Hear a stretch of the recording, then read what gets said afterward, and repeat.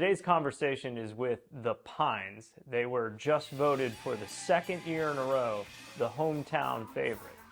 And they were playing last night at 4d's. I'd never heard them live. I wasn't sure what to expect. But they kind of start out, they're playing like Beatles, playing some Elvis. By the end of the second set, they're like playing Metallica, Rage Against the Machine.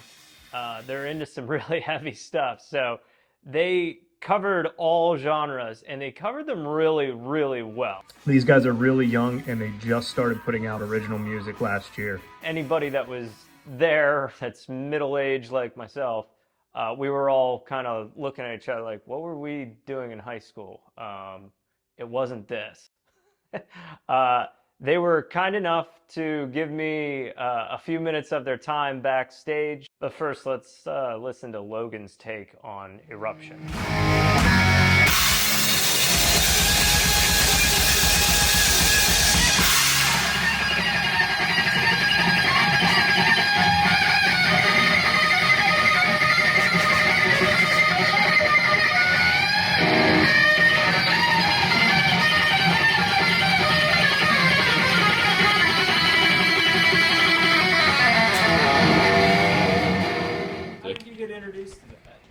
Well, I grew up with like all different sorts of music just from my dad and my family playing it, and then my pap showed me a lot of 60s and 70s music, so I started getting into that.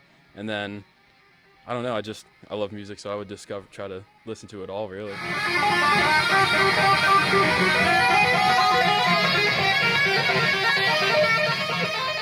I mean, you're doing Jimi Hendrix, you're doing Tom Morello, you're doing Kirk Hammett.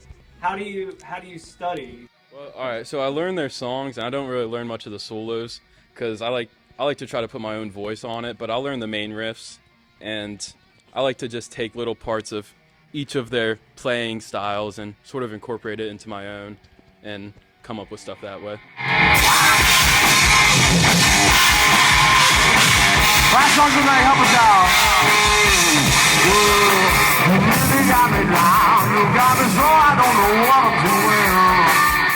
I was really into Elton John when I was younger, in about 6th grade. So I started, piano was my first instrument, and I learned that, like I said, in 6th grade. Just learning Elton John, learning Your Song, learning, Tiny Dancer and stuff like that, because I loved it. And then about 7th grade rolls around, and we have guitar in school, so pick up guitar, learn like little diddles like Careless Whisper and stuff like that, just to mess around. And then started to get really big into John Denver, so learned more acoustic guitar.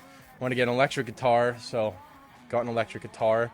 I remember like my whole life in about 5th grade, I asked my parents for a real drum set, and it didn't happen. I got an electric drum set, and I hated it. So I stopped, sold it for probably like $30. So yeah, good investment. And then got a real drum set, begged my parents in about 9th grade, and the first week I got it, I was super sick with the flu, and I just stayed in the basement learning Ringo Starr because I was obsessed with the Beatles at the time, so got into drums, yeah. Now we don't have to take our stuff to his house to practice. Yeah, he's got it all. Yeah, just use all his gear.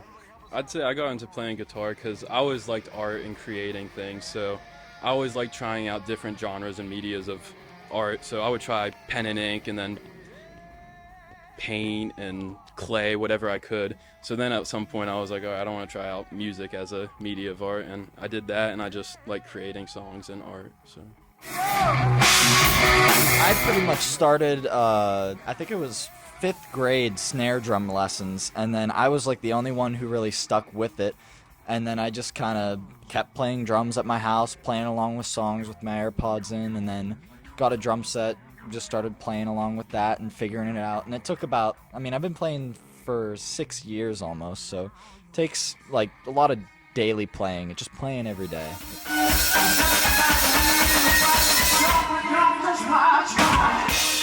I would say I learned piano when I was real young, just kept sticking with it, and starting to get into like jazz kind of stuff, so like get my chops up and whatnot. But I joined these guys in the garage of all places. We kind of got me into some heavier stuff, and I started picking up the bass because every band needs a bass player.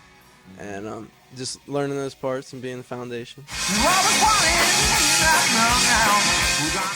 So many cover songs, which I completely enjoyed, but I think I heard, what, 3 originals? 3 originals, 1 more to come. Dude, they were really freaking rocking. thank you. Thanks. Yeah, no, that's, Yeah. that's the cool part, especially with writing original music.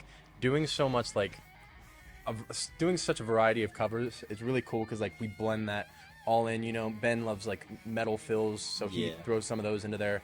Logan loves doing some classic riffs. Alex like slamming on that bass and doing some organ and keys, and I love just singing. So yeah. Oh, I guess yeah. I like singing. Yeah, that's a thing. It works pretty well. Yeah. I do it sometimes. I know you guys got to get back. Is this going to be a thing 3 years from now? Are you guys still going to... Gonna try to be. Yeah, So gonna try and I keep it think- going.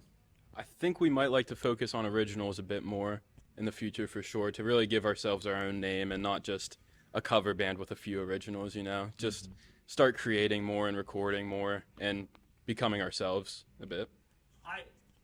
First time hearing you live, I got to admit, like, the covers are fine, but, man, like, I think you guys can write songs.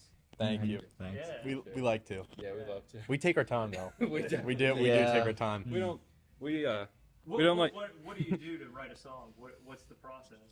Usually someone comes, or Logan comes up with like a riff, or I have like a drum beat, and then he'll make a riff chord progression. or chord progression, and then we'll just kind of, he plays the part, and then he figures something out, and then we all kind of just jam on it till we get it like something that we like, and then we just keep parts that we like, and then scrap other parts, and maybe save them for other songs. Like I think like one of the parts in one of our songs was gonna be in a different song, but then we were like, wait a minute, that fits perfectly there. Let's put it there. And it's so weird how the songs evolve, because like I remember the next song we're about to do, That's Alright. It started off as like, oh, we want to try something like Beatlesy, so let's do something Beatlesy, and then it turned into a chant anthem. That's really cool because a lot of our fans that follow around like to sing along with the song, and it's really cool. And then like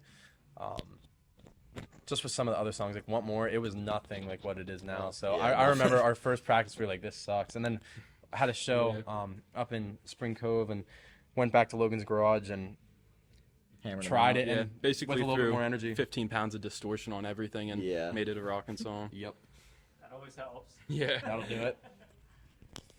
All right, I don't want to hold you guys up. I know you're you're good. Yeah. Anything else you'd like to add, either one of you? Nope, or- all good. Okay. Yeah. Shoot to Kill is available on all platforms, Spotify and Apple Music, and also you can find us on Facebook and Instagram, The Pines PA. Thank you. That's alright, we'll be out soon. That's all all right. right. Yeah, January 12th, Coming. hopefully. That's cool. Definitely feed off of it. Honestly, Yeah. it boosts the energy a little bit because it's like now it's not just about us. Like we have to carry it on for other people. So it's cool. It's Plus, when there's more people getting into it, it's easier for us to get into it. We all want the crowd to enjoy it, so we like to have a little bit of everything for them.